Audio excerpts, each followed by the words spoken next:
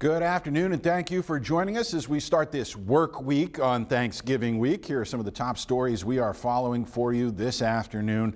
Local congregations making the decision to leave the United Methodist Church. We'll take a look at why they're doing it and check the number of churches who are making the split. Plus, 5 people are dead, 25 others injured in a mass shooting in Colorado.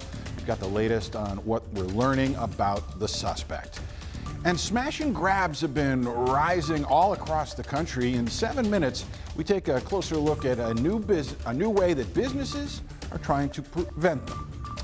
But first, it's cold out there. It feels very seasonal, but meteorologist Nathan Scott, it's supposed to feel a little warmer, right? Temperatures will be warming up this afternoon, Rolly. We'll see temperatures warmer than what we have been seeing over the past several days, and they will continue to warm up going into closer to the holiday weekend, but then we have some changes on the way. So let's talk about visible satellite, because some of you are seeing some clouds, others are seeing plenty of sun.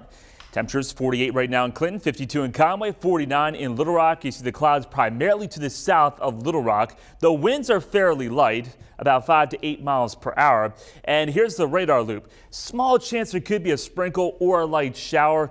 Looks like right around just to the north of Camden, but that chance is pretty slim.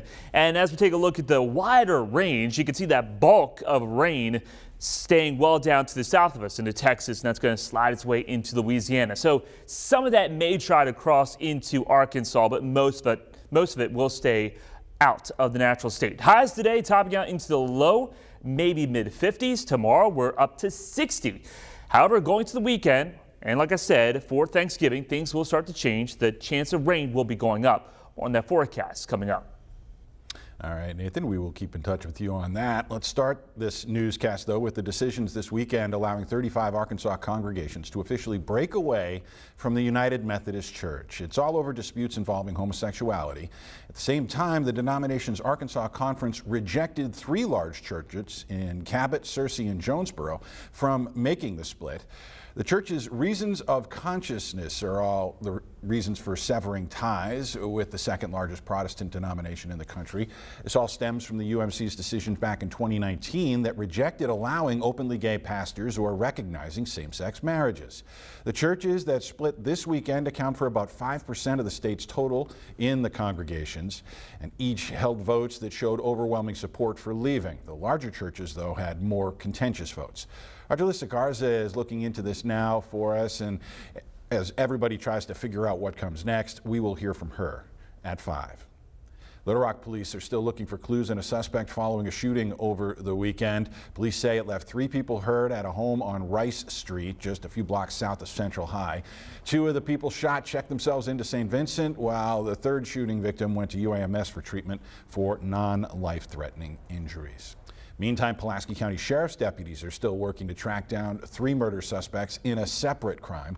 20-year-old Jonathan Wright, 21-year-old Justin Davis, and 17-year-old Carl Kendall Jr., all wanted in the death of 18-year-old Kirk Cookwood. He was gunned down on October 21st up in McAlmont. Deputies arrested 1 man accused in the shooting of Deontay Harris Friday night. All are facing capital murder charges. The man accused of killing 5 people and injuring more than 24 more at an LGBT bar in Colorado is being charged with capital murder and hate crimes. Those details emerged in the last hour as investigators try to determine a motive for the shooting.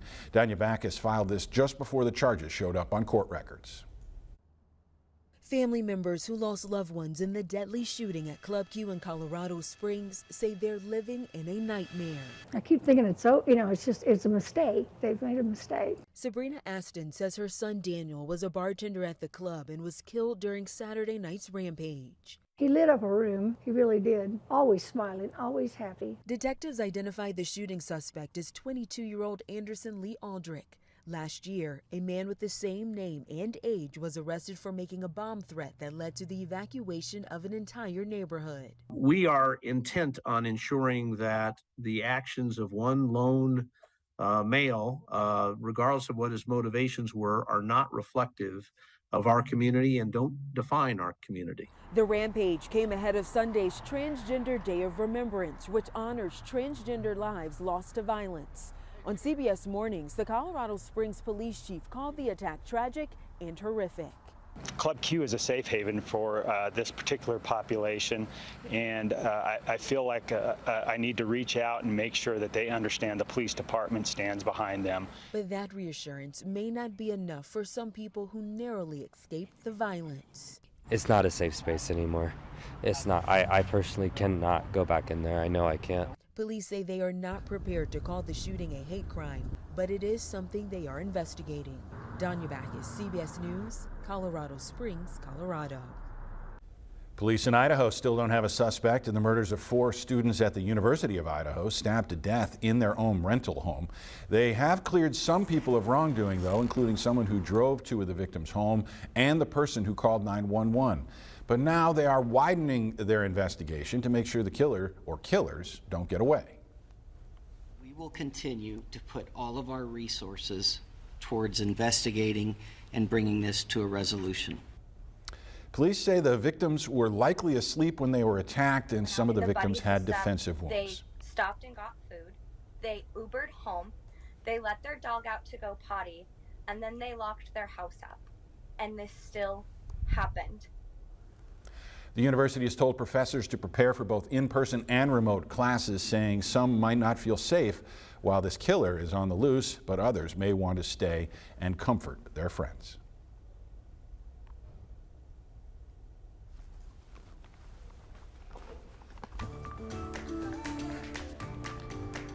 Well, starting today, the Arkansas Blood Institute is giving away a free 9-inch pecan pie to each donor who gives blood this week. The Blood Institute will be doing the giveaway tomorrow and Wednesday morning this week. Along with that, each donor will receive a free long-sleeve t-shirt and a chocolate bar with a chance to win a $250 Visa gift card. And the giveaway comes at a good time. Cold and flu season is upon us. Many people are taking preventative measures like getting vaccines and boosters to protect their health. It's also the time of year when the Red Cross says it experiences a drop in life-saving blood donations. Adding to the problem, this year some people believe they're ineligible because they've had a COVID or flu vaccine. We just see an increase in the number of people getting sick and not eligible to donate, while at the same time the demand stays constant.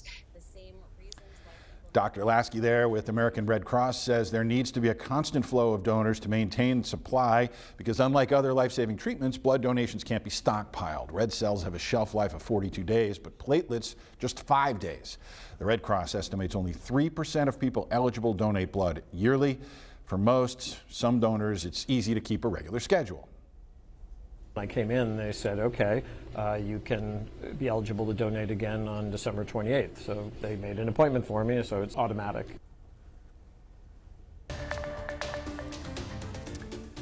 Well, Central Arkansas is still buzzing about the brazen smash and grab robbery at Sissy's Log Cabin last week. It's the latest in a rising trend of those types of crimes in recent months all across the country.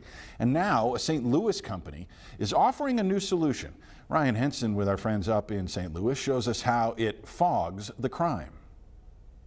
Smash and grabs have plagued St. Louis businesses across the region for months. Last week, St. Louis Alderwoman Pam Boyd expressed her frustrations to 5 on Your Side. So we have technology, we have the cameras, we have the alarm systems, we have everything that's happening, and it's not stopping them. Well, now there's an answer. Density Instant Fog Protection. Within seconds of thieves showing up, fog fills the room, making it impossible to see. It's a non-lethal security measure that's already popular in the UK and more effective than traditional security systems. About 22% of the time that stops a criminal from stealing something. Siren goes off, whatever. But when you add a fogger to it, a security fogger to it, it's 97% of the time. Scott Bader is a Density Instant Fog Protection distributor bringing the method to the U.S. Let's say it's a looting situation. Bader says each fogger costs roughly $7,000. It can be fired up remotely and keep a room foggy for hours. It gives them a chance to actively deter theft rather than just report it and get it on camera. Once one of these foggers goes off, the thieves usually go right back out the door they came in. Basically, if they break in, then it just comes from above. Thieves broke through a side door at Sonny's Cantina early Wednesday morning. Manager Kelly Fila says the burglars hung around for 15 minutes, but only stole a drink and an old iPhone. She's curious, but has questions about the fogger. So it would cloud any video camera that any videotaping that we would have gotten. So then we wouldn't have seen them at all.